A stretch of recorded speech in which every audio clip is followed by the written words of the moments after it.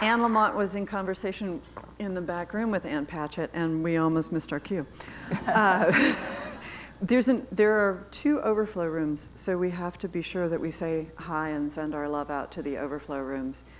The first thing that I wanted, well, aside from saying, what a thrill! I know, me too. So glad you're here, and Nashville is so glad you're here. And the seats to this event were taken in 3 minutes after it was posted online. They were gone instantly. One thing that I've always wanted to say to you is that once a year, twice a year in a signing line, somebody comes up to me, comes up to my table, gets all flustered, and they're like, I can't believe I'm meeting you. Oh God, I gotta, Bird by Bird is my favorite book. And I was just wondering, do people ever tell you how much they enjoyed Bel Canto? Not so much. Oh, that makes me, see, I know. it makes me feel like a loser. No, medium. I'm you, no, but sometimes. Okay, I've got 2 sets of questions. Is Liz Coleman in this room? I don't know, maybe Liz is in the overflow room because she works here. I have 2 sets of questions. I have some of my own questions, and then I have a second set of questions from Liz Coleman, who works in the library and is a friend of mine. And Liz is your biggest fan, which probably a lot of people are your biggest fans, but she's read all of your books, and she's driven hours and hours to see you. Hey, Liz, there she is. There she is. And so I have the Ann Patchett questions, and then I have the Liz Coleman questions, and then we'll have questions from the audience. So we're all very balanced. First off, catch us up on the kids. What's up now today with Amy and Sam and Jax, and how did that all wind up? Well, it wound up unbelievably well, although at the end of Some Assembly Required, you always felt like there was a chance that the mom might move with the grandchild, Jax, to Chicago. I would have put money on it. I know. Well, I would have too, but I went through that experience of having to get to the point where I was okay, that I was surrendered to what was going to happen, because the whole book is about how little control we have, that we're in control of so little, and I want to be in control of so much, really everything, everything. And what happened was Sam and Amy did end up splitting up, which I think was great. I'm always in favor of people splitting up. And they live in the same county now, and they're raising Jax together, but they're so young still. They have a 3.5-year-old, almost a 4-year-old boy, and Sam's 23. Amy's 24, so I mean, it's wild, but she's not moving with Jax to Chicago, so I feel like everything else is gravy. Do they get along? Do they co-parent okay? I think they These are the kinds of incredibly personal questions I would never ask anyone except you wrote the book. It's right. Okay. I wouldn't say they get along so much as that they're kind of dealing with a really difficult situation, and sometimes there are hints of grace. And other times it's just really hard, because basically like a divorce with a little child involved. And so it has been extremely challenging. But, Amy was at our house on Easter bringing Jax over, and everybody was putting love on her. And it was what it was, and they were sharing Jax for the day. And so you can't really get from some of the worst of where we were to that. So I just... I wear a little gratitude bracelet everywhere so that I can just go, thank you, thank you, thank you, thank you. This is fine. If this is fine for now, God, you're halfway home. And Sam's out of school, and Sam took a year off to, he started back up, but he's only taking classes on Friday. He's a graphic designer, and an industrial designer, and he has a great job. It's kind of wild because it's a book tour story where there was this guy. I went to Detroit, curiously, 2 times in 2 weeks last year on book tour, and I happen to love Detroit. I love the Midwest, and I have a soft spot for Detroit. And there's this huge, kind of handsome but married guy sitting next to me, I noticed, and at the very end when he woke up, he said, what people say, oh, my wife loves your books. I Oh my God, I always say that's the sentence a man is most likely to speak to me. My wife loves your books. Sometimes my mother loves you. Yeah. Never I love you. Yeah, I've never actually, the only reason I've ever heard of you is because my wife really likes your book. But also the implication is she'll read anything. But anyway, then little by little we started talking about what we do in San Francisco. I told him I was there on a book tour for some assembly required.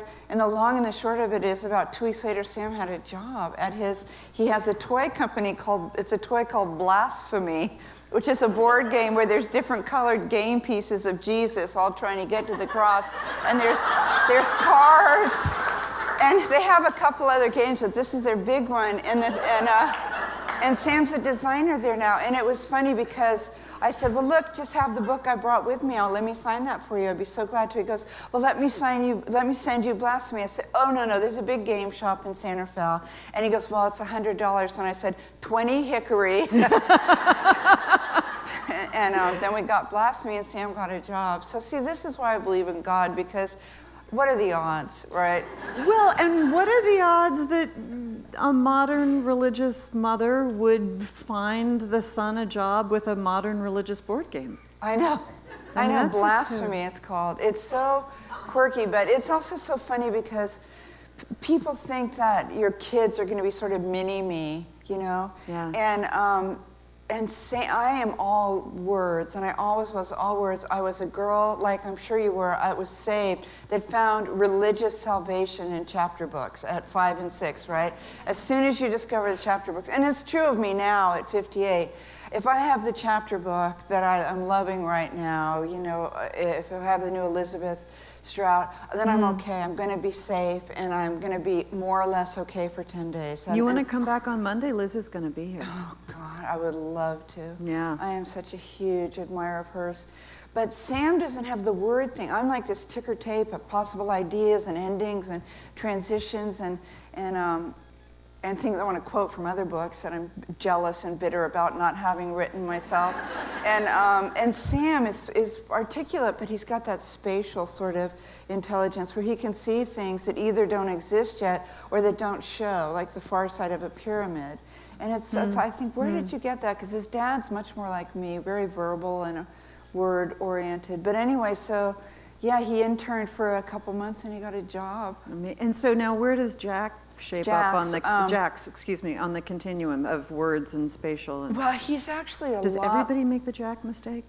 A lot of people make the Jack mistake. Sorry. So I'm always saying J-A-X, but of course one horrible thing you find out when you're a grandparent is they are so uninterested in your thoughts on things and on your opinions of like names, and this child's going to go through life going J-A-X. Like we did. I went Ann with an E, Ann with an E, you're Ann without an E. You go through life saying Ann without an E, Ann with an E, Ann with an E. So yeah, it's J-A-X. But they all live in the same county now, and he's really both parents and he's got my sense of humor, which I love, which is to say, it's just endlessly kind of stupid, and I'll never stop. Like if you accidentally laugh, it just encourages me, and it'll encourage Jax, and then and then Sam will shout from the other room, "You both need some new material," you know.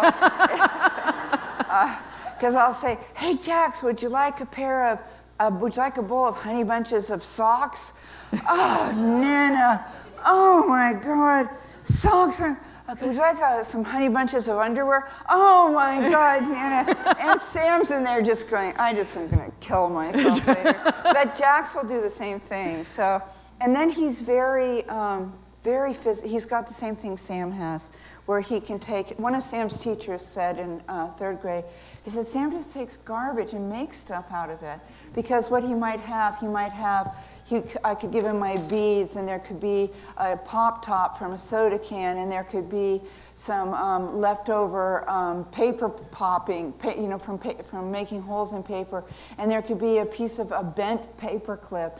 And Sam would start, I almost said Jax, would go dee-dee-dee-dee, and then if you gave him a 9-volt battery, you could get it to move. And a paper clip. And a paper clip, it would tail the beads, and you would just go, oh my God.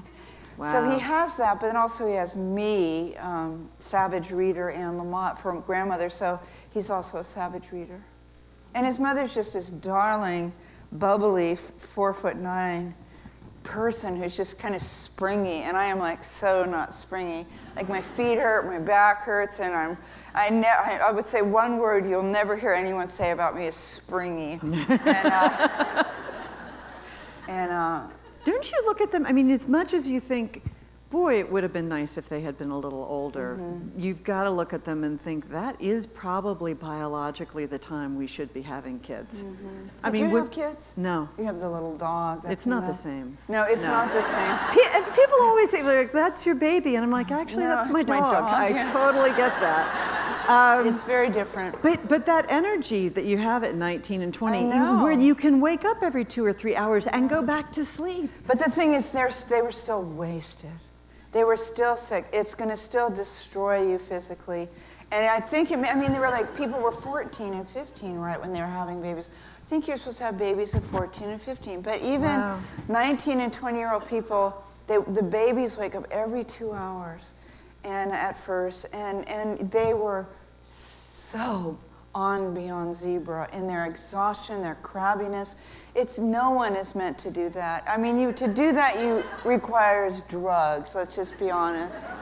And they didn't. And actually, Sam's clean and sober too, like me. And so I don't think there's an age at which it is easy, or that you're okay, and then all of a sudden it gets a little bit better. Then their tummies get bigger, and they can hold enough milk to get through the night. Then you start to like them again. Well, you've just destroyed my whole mythology of go teenage pregnancy. That just, okay, all right. Yeah, no, all parents are exhausted almost all the time, and all parents are scared. It's just true, right? If you're being honest, all parents are exhausted a lot of the time, and all parents are scared a lot of the time. To be a parent means you've drawn your last complacent breath. Look, there's one now. What? There's a parent in the back. Yeah, Talk about, these are all the questions people ask you, but why not? I always say book tour is just acting. You act surprised and pleased every time the person asks you that question you've been asked for the last 20 nights. You fix your face to be like, wow, that's smart. That's an interesting question, That is such Ann. an interesting question. So, who are you? Who were you with operating instructions as a writer, as opposed to who you are now as a writer? I mean, I know personally you're very different, but as a writer, and how have you changed? Because that's got to be a real interesting bookend to look at these experiences. Well, it's like you've written the sequel.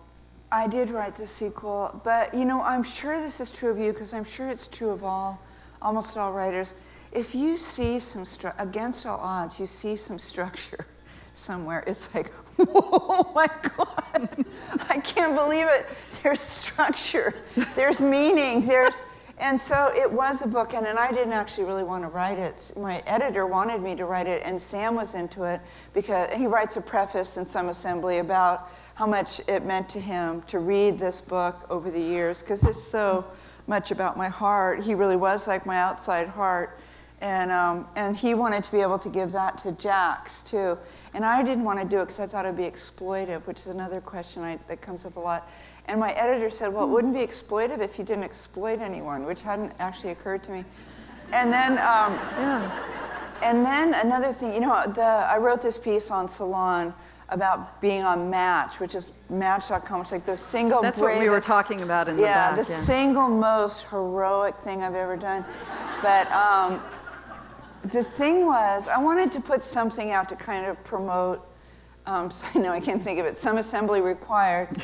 But they wanted me to write pieces with significance and like about being a feminist and about the change, and this and that. And I all of a sudden realized it was almost to the date, the end of the first year, and the first and last year for now.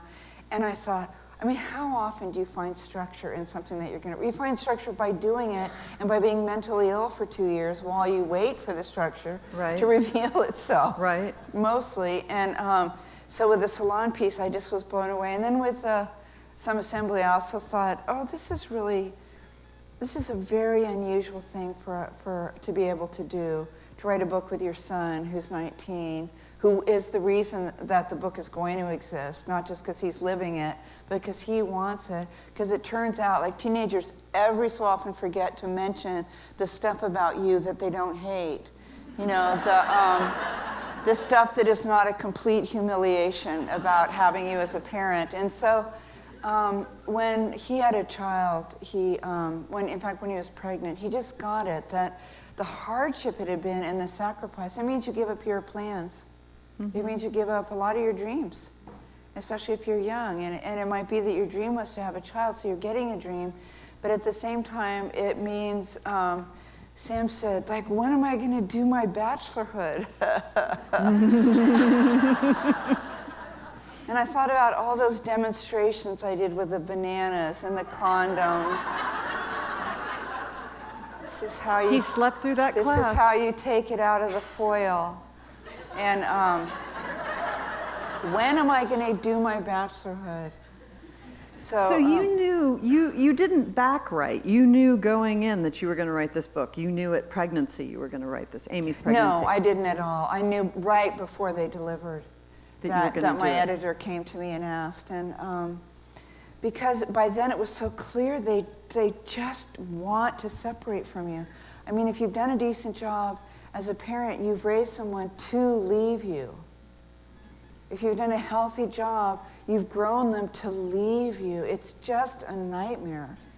It's just a nightmare, because it's okay if they leave, but then you should get to go with them and then be with them, and it would be so fun, you think. And you want to, because if you have maybe a tiny tendency towards codependence, you want to walk their hero's journey with them and bring them things, like have snacks for them and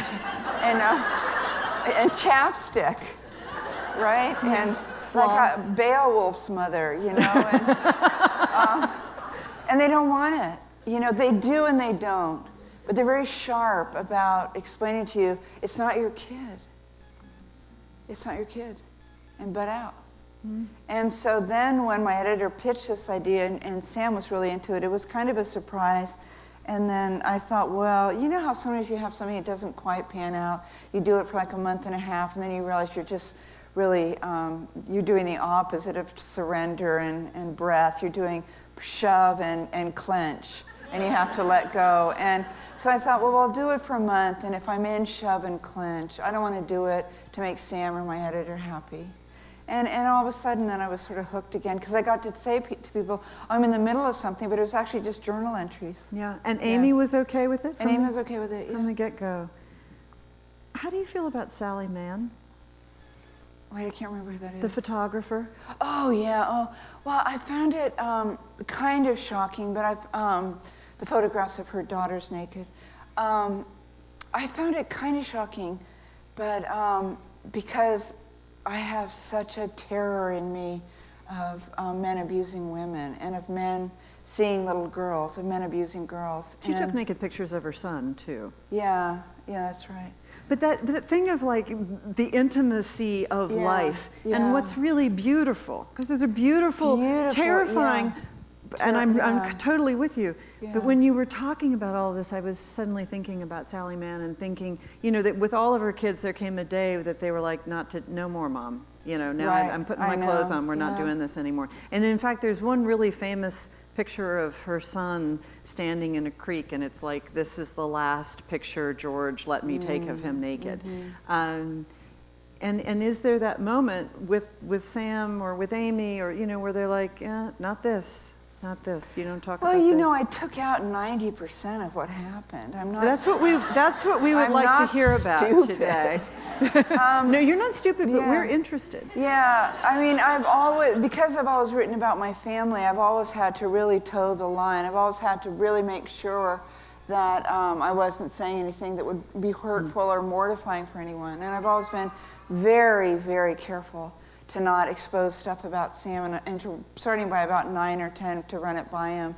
And you know, it's funny that I wrote a piece, I think it's in Plan B, but it could be in Grace eventually, called Heat, about the one time I slapped him. And he was 16. Believe me, he deserved it. Jesus would have slapped him. Jesus honestly would have slapped him. And And he was so awful. And you lose it. And that's just something parents don't talk about, is that you lose it sometimes. And I slapped him. And then I asked him if I could write about it, because it ends up that I slapped him and it was like a bad Buddhist gong. It was like the world cracked open. It was so awful.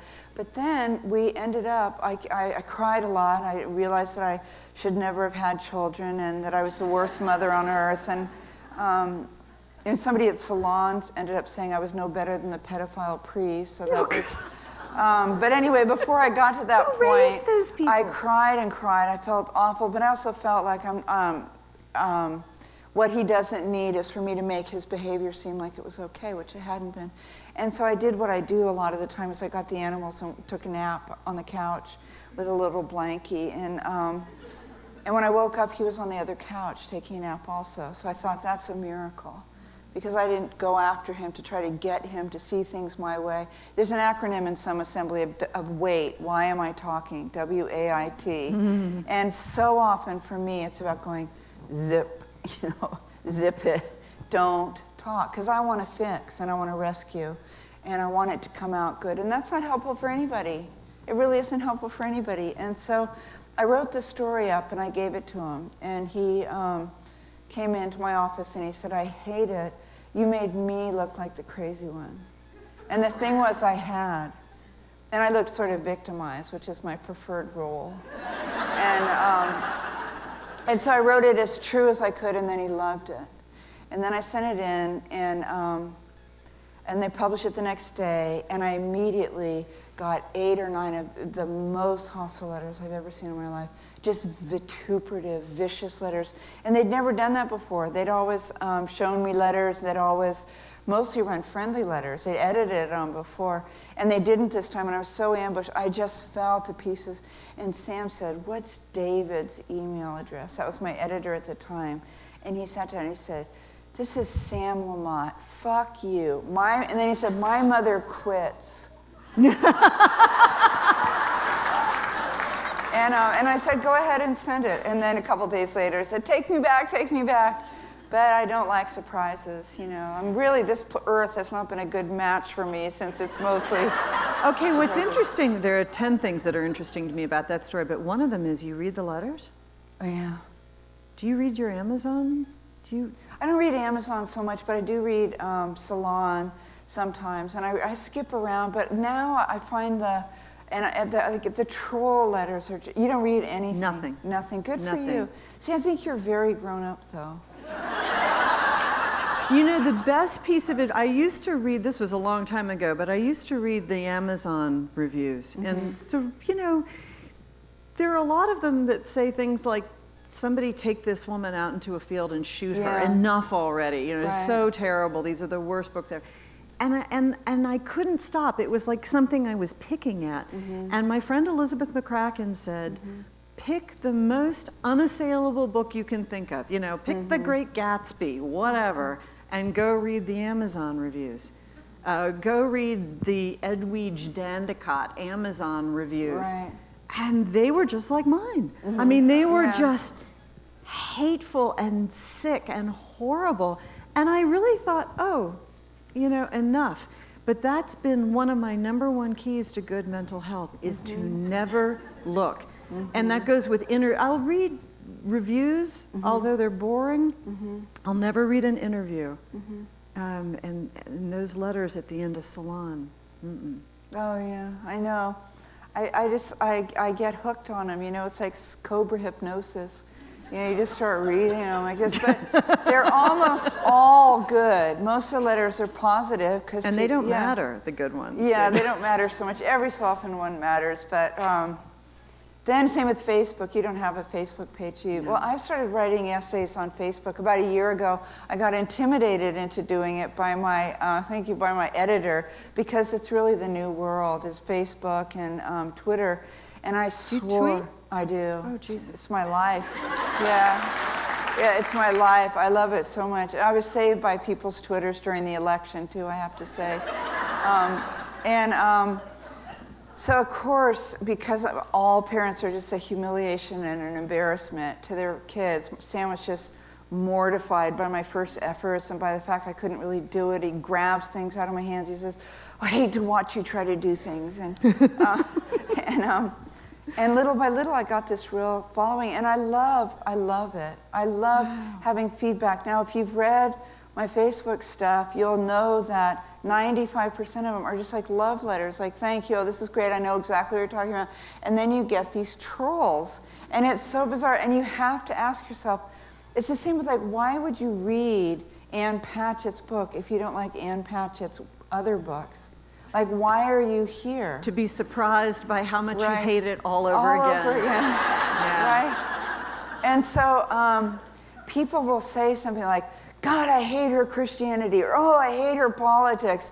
And I think, why are you here, little man? And then, but then I've also learned to block, and I've become a total Twitter blocker. Bye-bye. Like, don't come into my house.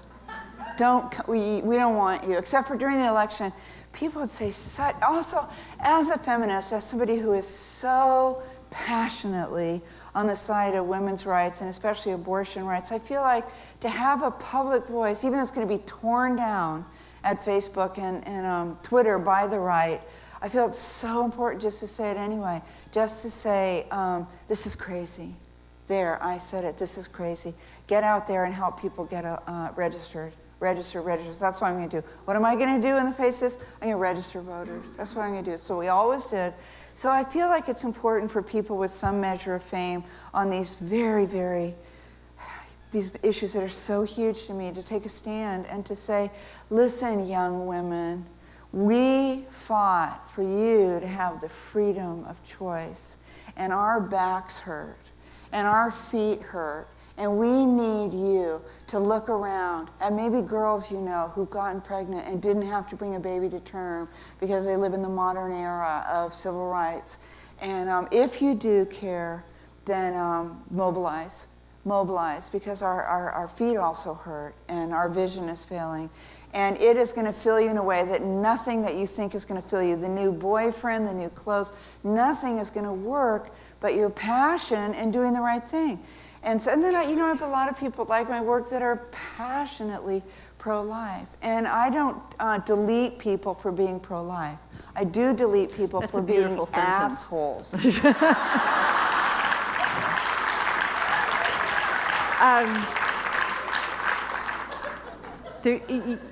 God, I just don't get any of it. I just don't live in that world at all. I know. Where do you find the time? Well, I think probably one thing that's different is that I had a teenager, and so that it's such an influence. That makes a lot of sense, actually, because when I say I've never texted, and people say, well, it's the only way I can communicate with my children, and I say, well, I don't have children, so that's just not a problem. Tell me what your sense of privacy is, and I am really interested in this because I have a very peculiar sense of privacy. Well, I have the most private and quiet and dumb life of anyone I know, and I have fought to spend I spend most of my time fighting to not give my time away. I say no to everything, and then I go on book tour, and I do some lectures every year, and I need to make a living. I have a family that is dependent on me, and I'm dependent on me, and I'm going to be retired soon. And excuse me, you're going to be retired soon? Yeah, I hope so. What does that mean? You're going to stop typing? I would love to stop doing big publishing house publication and book tour. I've been doing it for 35 years. Yeah, I mean, this is my 14th book. I feel like I've shown up and I've paid. And anyway, I don't want to become one of those old lady writers that write something to keep writing. And I think that it's possible that could happen. Or people that come up with the next book that they could write. I want to just write when I feel this thing on my heart that, oh my God, wait a minute, I think I'm having a good idea. Wait a second, what if? The question all writers ask themselves, what if? So I am But that doesn't retire. I think it might.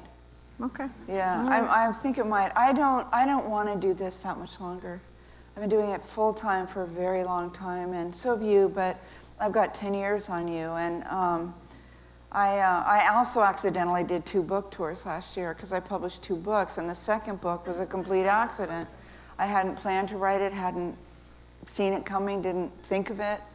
But anyway, so my privacy is that no one in their right mind would ever draw. I get very few phone calls, which I love.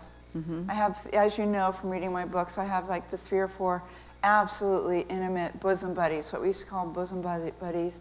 I talk to them on the phone, and I write. I get a few hours work done 5 days a week. I have 2 dogs, and they're kind of, I mean, it's just so time intensive to have dogs. It's so funny. I have these 2 dogs, and they're kind of my life. They're my favorite thing about life, really. I have a cat, but not so much work. And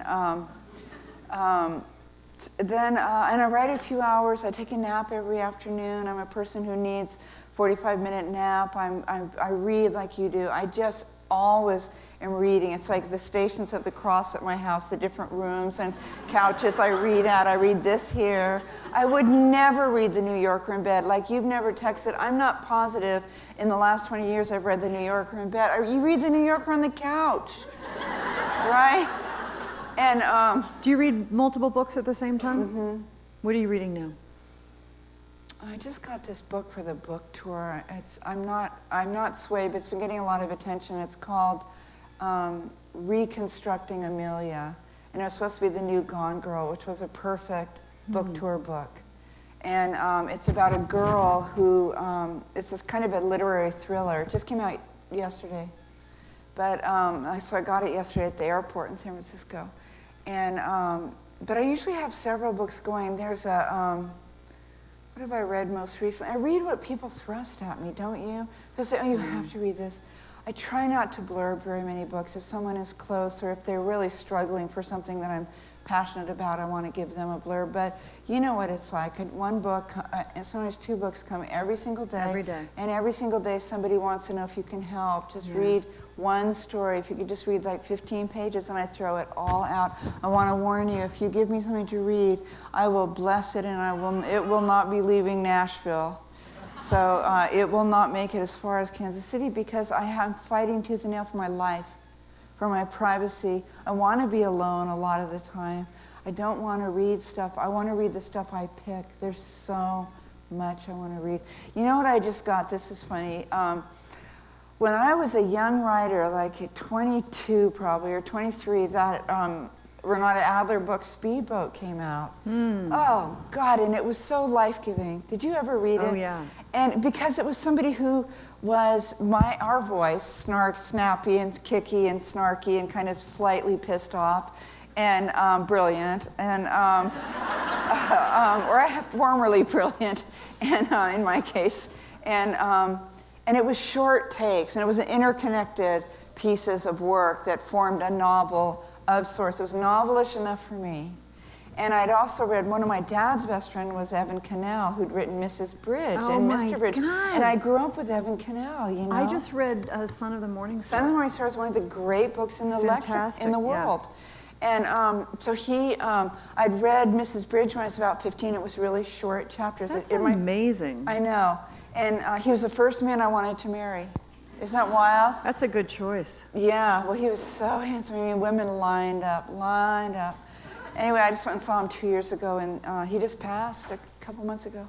I went and saw him in Santa Fe. But anyway, he gave you the idea that there were different forms in which a novel could be written. And that Renata Adler book gave me that same idea, that you could just say it, and it wasn't it might not be very feminine, and that if it was funny and smart, there were a lot of us that were just starving. It was going to nourish us, and we were going to voice this book into other people's hands.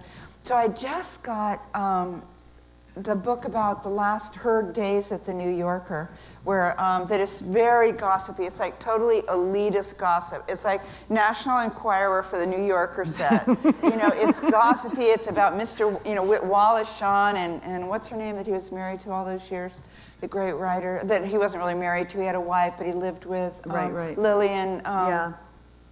Audience, Lillian. You know who we're talking about. You know who I mean. And he had a really solid marriage with her for 25 years, but his wife wouldn't divorce him. And it was all about the drinking, the dark, shadowy stuff, which I just love. Just like tomorrow, People magazine comes out. You all knew that. But I will be at the airport, and I will have that 20 minutes where you can't read on your iPad, and I will have the New People magazine. So anyway, so I'm reading. I just started that Renata Adler, and it just brought my whole life back. And then I usually, what are you reading right now? Wave. Oh, is it great? Yeah. Tell us about it. It's worth it. It is. And I read the review in the Times. Cheryl Strayed wrote the review in the New York Times, and it was such a compelling review. And I thought, oh, I'm not going to read this. I'm not going to read this. And I couldn't stop thinking about it, and I went and got it. It's about a woman who lost her parents, her husband, and her 2 small sons in the tsunami in Indonesia. And it's written with a level of fury that is, it's electric. She hates life, hates everyone, hates the world, is furious at everything. It's so intense. It's so bright. Not like anything. And Joan Didion blurbed it. Wow. That's not surprising, because she's kind of had the tsunami hit her too. Yeah, but how generous. That the book found her, and that she said, oh yeah, I'll give this a try. I also just read this fantastic sorrowful book called Stations of the Heart, and I can't remember the author's name. It's not out now, but it's out next month. And it's about a father who's a former minister who has a perfect 33-year-old son whose wife is pregnant and who has had melanoma, but he's fine and he's symptom-free, and he gets the bad phone call. He gets a phone call that says, not only has your melanoma returned, but it is everywhere that there is a place where melanoma could grow, you have it there.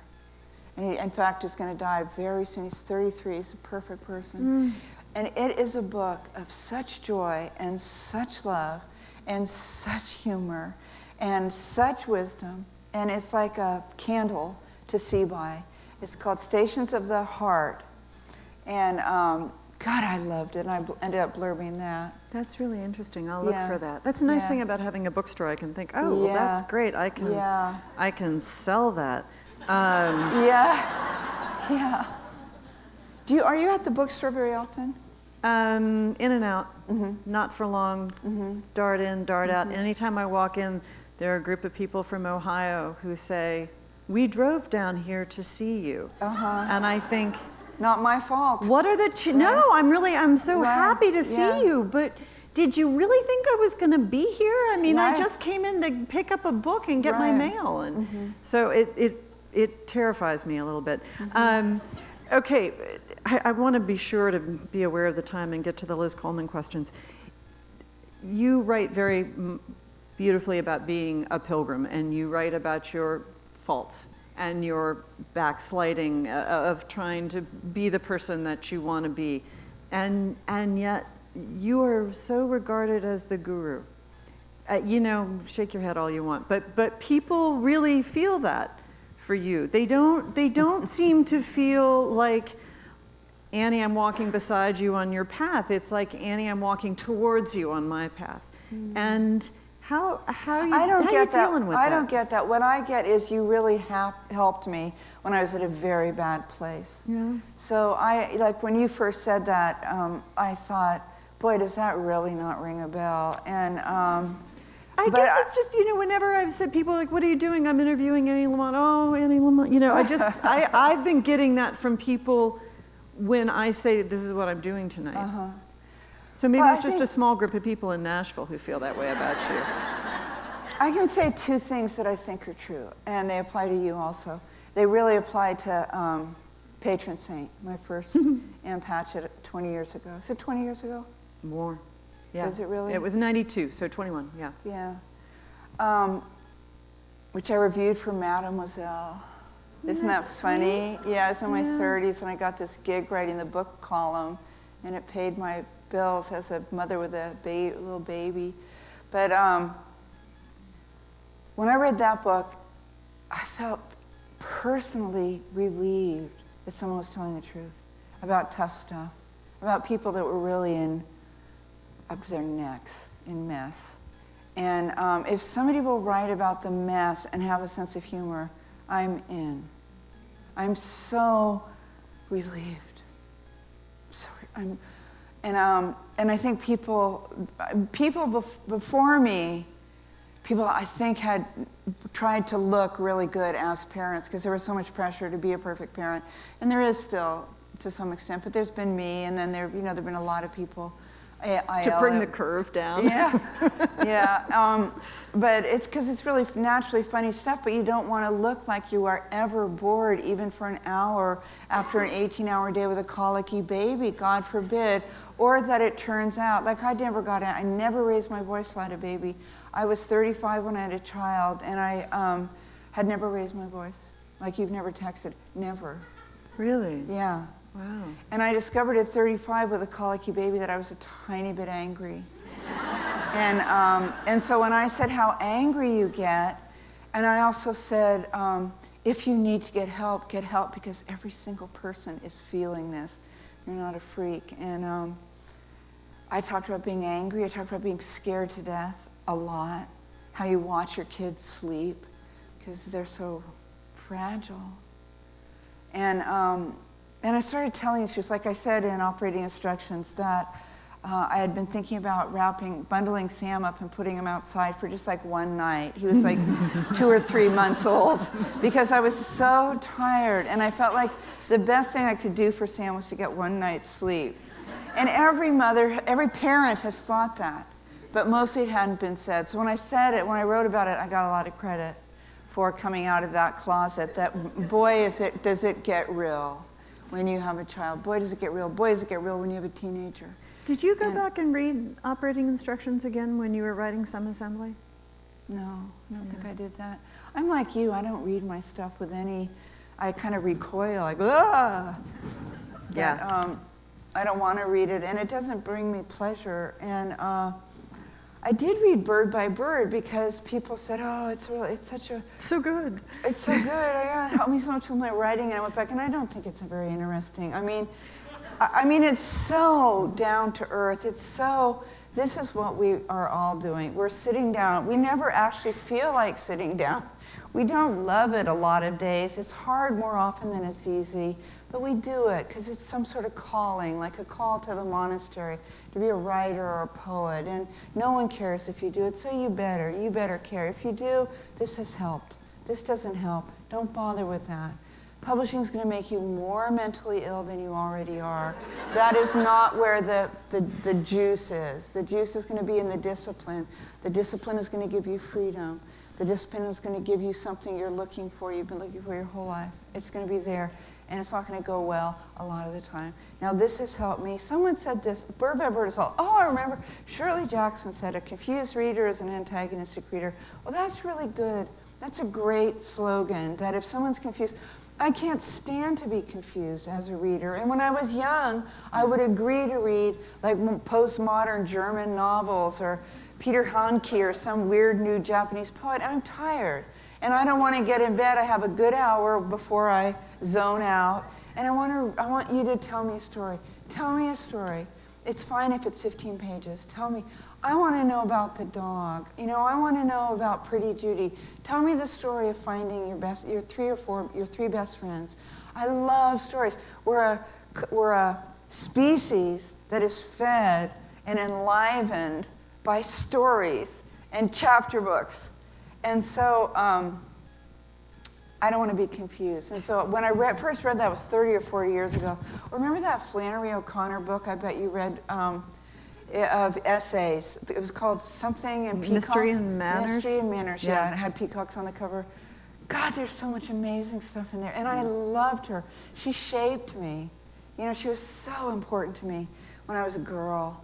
And so to be able to turn people on to that, or to turn people on to Brenda Ullin, turn people on to Lynn Fried, or anybody that is writing about writing, it helps you get unstuck. And I think Bird by Bird is not profound. I don't think I have many more interesting thoughts. I don't have interesting theological thoughts, but I can tell you what it's like for me. And some days are just too long. And and what helps me is being with other people who are doing what I'm doing, or searching for what I'm searching for, or have gotten somewhere, have been where I've been, and found out this was useful, this wasn't. Don't bother, it's not there. It's very shiny and bright, there's nothing there, there's no food there.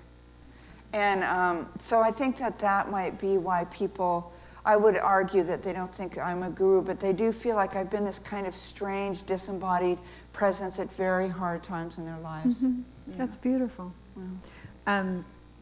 Did you read the Jeanette Winterson book called Written on the Body? No. I don't. I hated that book. Oh, you did? No, I hated that book. Why did you hate it? Because you don't know if the narrator is a man or a woman. And it's the whole trick of the book. Oh. And I kept thinking, don't use my energy this way. As a, don't confuse me for no reason. Right, exactly. You're getting precious hours of my life. Put them to good use. Anyway, fiction or nonfiction? Where do you weigh in? On what I want to write or what I want to read? No. Nonfiction is so much easier to write. So much much easier. Oh my God. Hello. I always say it's like Tara Lipinski skating figure eights. I know. It's so much easier. And I love nonfiction. Yeah, but I was a do girl who too. was saved by fiction. So when push comes to shove, if you were going to force me, like when they say, little kids will say, okay, if your mother or father was going to die, and you had to pick one. If the house is burning down and you can only take out fiction or nonfiction. Right, if you can only take out, I ultimately will always want a great novel. A great novel for me is a sacred object. And it is where I got found. And it is where I have found the light. And it is where I have been able to laugh at myself. And where I've been able to breathe again. And where I have cried myself into a state of healing and hydration. And then yet I read as much nonfiction as I do fiction. But for writing, writing's just so much easier. Yeah. Oh my God. My intention is not to write any more novels. I've written 7 or 8. That's a lot of novels. Oh, just the fact that you said 7 or 8 makes you sound like Joyce Carol Oates. Oh, God. 7 or 8, man. I don't know. What was it, 7 or 8? I think it might be 8. I honestly am not positive, but like Joyce Carol Oates. No, it was just a joke. I Please. didn't mean it. I mean, that's a disorder. That's not a career. Yeah. But I love some of her books, too. I mean, No, it's true. Hugely admire her. If she wrote a little less, she'd be our greatest writer. Yeah, she would be. That's well put. Okay, I want to pay you a compliment, which is you are brilliant at endings. Oh, thank you. If it's a chapter, if it's an essay, if it's a book, you're like the little Russian gymnast. And every time you do this quadruple, and then you stick the landing. Every time you stick it. Really gorgeous. And I was just wondering, is there a thing that you're proud of in your work that you think, yeah, you know what, I do this well? The thing about everything I write, and endings especially, is that everything seems like it was Nadia Comaneci, and everything takes me forever. I write endless drafts. Every ending you've loved, every ending, even my Facebook stuff. Like I just posted something about being in Nashville and the snake situation and the goo-goo clusters, and how I'm kind of trying to fend off both snakes. If you just throw the goo cluster at to the snake, they get it, it gets stuck, you're fine. That's such a great idea. And everything takes me so long. Nothing comes naturally to me. And even the journals, if I sit down to write what happened yesterday, I write way too long, always. And the thing is, I would say about myself, and this sounds really arrogant, is I think I have a good sense of humor.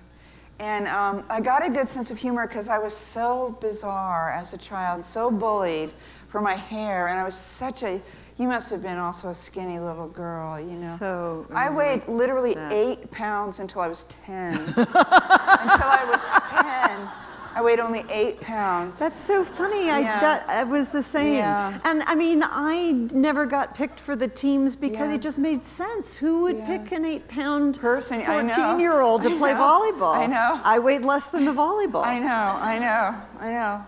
And I mean, people had pantyhose in 7th grade that weighed more than I did. They really did. And I got bullied a lot because of my hair and because the women's movement hadn't happened. And that was a source of salvation. Chapbooks, it goes chapbooks, poetry, the women's movement, when I'm 15, 16. But I do think I have a good sense of humor. But to get something right on the page and to sound like somebody who with a naturally good sense of humor. It takes me several drafts. I overwrite everything. I try too hard. I want people to see how adorable I am because I don't want them to think I'm depressed or I have a lot of problems. So, and I'll always overwrite in the interest of seeming to be a very nonchalant person. Obviously, no one has ever mistaken me for a nonchalant person, right? I take life very seriously. I take suffering very seriously, my own and the world's. And that was one of the reasons childhood was so terrible. And I grew up around a lot of drinking and stuff. And if you're a child around alcohol, you grow up not seeing what's there because you agree not to see what's going on because it is terrible for the parents for you to say or think that they are in trouble, which first of all means a family's not going to survive, but also it's kind of disgraceful, some of the behavior. And I certainly did my own until I was 32 when I got sober. But you learn not to see what's going on. And oh my God, I forgot where that question started. It had something to do with being a child, having a sense of humor. But you did I take well. suffering very seriously. I understood about India at 6 years old. I could not go to the pound with a family to pick out animals because I got it. Because you grow up around alcoholism, you're paying too much attention. First of all, you're paying attention, not seeing what's going on, but you're paying very careful attention because it's life and death. So you go to the pound, you're 6 years old, you weigh 8 pounds, and you're going, oh, wait, but do all the dogs find a home? Yeah. Will somebody be here for all the other dogs later? Yeah. And then all the Disney movies you ever see, they take the mother dog out usually at the end and have to shoot her, or the mother animal, whatever species is going to die at the end.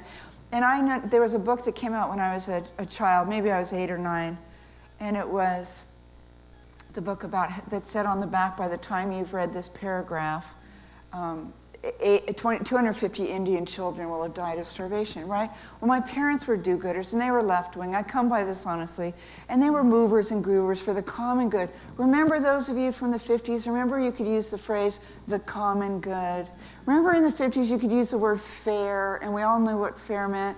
And then it was the 60s, and people said, no one ever said life was going to be fair. We all know what fair is.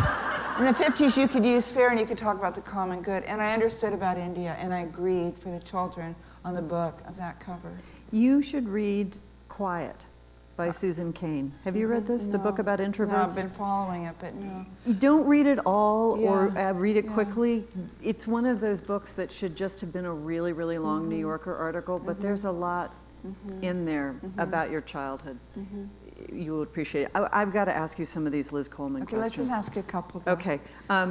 What part of writing do you love, and what do you dread? I love when you get to like a third draft, because the first draft is pulling teeth, and it is always too long, right? It's a third again, or half again, too long. I underwrite. You do? And I have to go back you and have to flesh it out. I always I write like condensed orange juice, and I have to work the water in. Yeah. Oh, that's so funny. Oh, I'm glad to know that. That's interesting. I'm not that way. I'm the opposite. And and then second draft, you can get it much better, but then you have that sinking feeling of, oh God, is this what I was after? But when I get to the third draft, that's when it's more like a craft. It's like the Swiss watchmaker with the little teeny instruments. I love You're that. working with stuff and you're moving stuff. And also you get that boldness to take some stuff out. And you realize you loved it at the time, but it actually goes in a whole nother piece. And so to get to the point where you're willing to cut some of your own work, to me, you fight for that because it's so hard to cut your own stuff. And then, third draft, and then right before you send it in, you go over it again, and you end up with that extra week where you don't send it in because you just kind of are getting it finally, and you have that 1 week. To me, that's what heaven's going to be like. Here, do the ones that you like. I really have to pee is partly why I want to go. But who is your favorite writer besides Ann Patchett? Yeah, that's not on that card. That is a lie. Who is your favorite writer beside Ann Patchett? What book changed your life? So many books when I was, all those chapter books, Like Louisa Nancy May Drew, that sort of No, thing? I didn't get into Nancy Drew, but I love Pippi Longstocking, which came out before I was 6. And 6 is chapter books. 6 is first grade, right? And I could read. I was like everyone. I was a really early reader. Pippi Longstockings came out, and I was going to be okay. Beezus and Ramona, I thought were very funny and charming. We read everything by Louisa May Alcott. In the 50s, your parents read you Robert Louis Stevenson. Isn't that funny? And it was all stories. These stories, like this one story, tell me a story. The author's going to bring you to the campfire, and like you said earlier, you get to trust that they have a story to tell you. They got you to come sit with them at the campfire. Tell me the damn story. And that was so 50s and 60s. Yeah. So many wolf stories. When I read Lobo, a lot of Jack London. And Horse, did you read And a lot of all of them, all of them. And I wasn't such a horse girl. I read all of them, just wept. I mean, so many books just changed my life profoundly. Kurt Vonnegut, when I was like 13, started to make me feel very excited about that voice within me of being crushed and injured, pretty much a ruined person, because I do believe we're all pretty ruined and loved beyond all sense of proportion. But that voice of ruin that was funny and so human, and humanist, so caring, and I got that with Vonnegut. You know, I strangely enough always liked Doris Lessing because my mom was from England and loved, and so I got a lot of English women in my teens, Muriel Spark, who said the most awful thing I've ever heard though, and I sort of turned on her. She said that writing came so easily to her that it was like having a dictaphone headset on. Like, if that's your experience, why would you say that? You know? Why would you say that out loud? I always loved E.E. Cummings. I always loved E.E. Cummings. I got Langston Hughes. I remember the day in 7th grade. That's because you have the perfect little hands. I do. I have little. I have my mom's hands. You have the E.E. Cummings hands. Yes. No one, not even the wind, has such small hands. That's exactly right. Yeah, I do. I have these funny little hands. They're my mom's. But okay, Nikki just came and waved at me and said. Okay, we listen, really one more screwed question. up with the questions. Okay, so I'm we sorry. screwed up, and not my fault. It's you know what? totally I my always fault. think, like when people come to your store thinking they'll see you, I think this is not my fault. It's not. I didn't say I would be there or work on the question part, and it's not my problem. But she has gotten through a lot of questions, and they're the questions you would have asked anyway. Let's see, what are you reading now? What is your advice for people who want to write? Okay. You know, I do talks 10 times a year, and I'm either asked to talk about writing or faith, right? There are most things I know nothing about. And if I bring the wrong notes, if I bring the writing notes for the faith talk, it doesn't matter, because they're exactly the same thing. I can tell you everything, I can literally tell you almost everything I know about everything in 45 minutes. So with a couple minutes left, I can tell you that you take little bits of pieces of things. You take little bits of understanding. It's okay to meditate for 7 minutes. To meditate for 7 minutes is huge. Just to write one passage. When you have finished that passage, and it's not what you were after, and it needs a lot of work, but you know exactly what I mean. You go, thank you. Oh my God. Because something exists that wasn't there before. Short assignments, bird by bird. The bird by bird story was that I was a perfect student my whole life, and my older brother John was the world's worst student. And in California, you write 2 papers in 4th grade, which is when you first write real papers. Because 3rd grade, you might still be getting lined paper to illustrate, right? But in 4th grade, you have to learn to write a real paper. And in California, it's on Sacramento, our capital, of course, and birds. And so you have a semester to write. My brother hadn't started. The weekend before it was due, and he sat down with my dad, who was a writer, and it was crying because it was your bird paper, right? And you were fucked. You know, you were probably not going to go to college, and he was crying, and my dad said, "Just take it bird by bird," and he said, "Just read about pelicans, and then tell me in your own words about pelicans," and that's what you're doing. I said, tell me about marriage. Just tell me in your own words about marriage. Just tell me your version of things. That's all you have to offer me, probably. You know, and that's all I have to offer you, is what I make of it all in my own voice. I don't love my own voice. My son thinks I have a speech impediment when I'm speaking out loud, and he thinks I've done really well. even, and I love everybody else's voice better. I love Catherine Boo. I love that Boo book last year on Beyond the Beautiful Forever so much. I love Elizabeth Strout. So, who do I love? Who do I love? The Burgess Boys is the title. I'm on jet lag, yeah. I love Elizabeth Strout so much. I love you so much. I love your work so much. Come back next week on Monday for Liz yes, Strout. Yes, I will. Please, I will. please No, you. Oh, she meant guys. you guys. Come, okay, really, right. seriously, right, be here okay. for Liz Strout. It's going to be really good.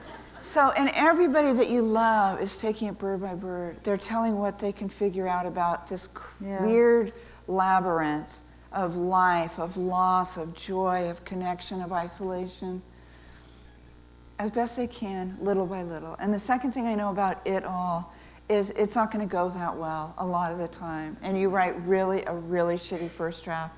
And the way you find out who your characters are is by hanging with them for a year. And you want them to say and do certain things because you have great lines to accommodate that. Or you heard someone say, or you thought up something.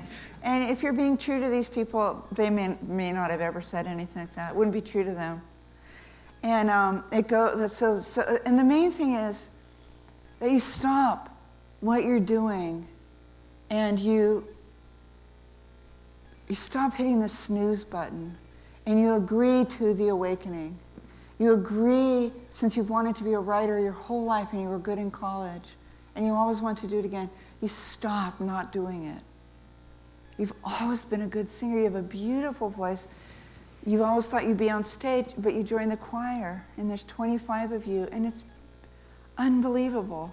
And you're doing it again, and you're 63, and you're making a dream happen. You've opened your heart, because all of us are very tempted here to close our heart, because it's very hard here. And what every single religious tradition teaches you is open back up. Breathe a little. It's going to hurt at first. It's very hard to follow your breath. Everybody, when they're learning to follow their breath, goes, God, my butt itches. Oh my God, did I leave the burners on? No, wait, I'm in a hotel, so I don't have to worry about the burners. And I'm wondering if there's then you start again. You have a nice mantra. I can tell you the greatest mantra I've ever heard in my life. It's in some assembly. It's I love that. Baba Nam Kevalam, Baba Nam Kevalam. I walked around the house saying that the whole time I was reading. You'll end up doing it, and in cars, Baba Nam Kevalam. And it's from an ashram on the peninsula south of San Francisco. And what it means is, it's only about love. There's only love. You are love. You're made of love. You're loved for love. You're here for love. You're here to be loved. You're here to give love. You're here to give the light of love. Just do the love. Just try to look for it. Find some love. It's just Baba Nam Kevalam. Baba Nam Kevalam. And so, but you got to stop first and notice how not present you are, how not immediate the world is feeling right now because you're doing multitasking or you're doing too much too quickly, you're carrying too much. Sam said to me once when I was running to a lecture, spilling things, papers, had this purse with stuff like Fibber McGee purse. Sam was 8 or 9, as God is my witness, and he said, you're carrying too much and you're going too fast. Mm. And that is what the awakening is. You're carrying too much, you're going too fast. What can you say no to? What can you stop doing so you can have an hour to write every day? What do you no longer agree to do so that you can have a 20-minute morning without having to get up at 20 minutes earlier? What can you take back that you agreed earlier before you had the awakening to do that it turns out you're not going to be able to do? And so it's like you stop, it's like the road runner, you screech to a stop and you realize no one here, no one in this room or in the spillover rooms, not one of you know you'll still be alive in June. You don't have the kind of time you have. So you decide you agree to have an awakening. Ooh, it's going to be scary. I'm in. And then you start where you are. You just take a very small piece of it. You let yourself do it badly. You make more mistakes, more messes, more failures. You fall on your butt. You just don't have the kind of time you think you do. But you're here, and you have it now. And go get them, right? No, I only say that because I used to teach writing, and every single person I taught spent most of their time with me explaining why they weren't going to actually be able to get that much writing done until. And I said, my friend Pammy, the most important thing I ever heard was when she was dying, she was 37, I was trying on a cute dress for the current boyfriend. She was 2 weeks away from dying with a 2-year-old baby. And I said, does this dress make me look big in the hips? And she said, Annie, you don't have that kind of time. And so I say that to you tonight. You don't have that kind of time. So that's good to know, right? So anyway, thank you so much.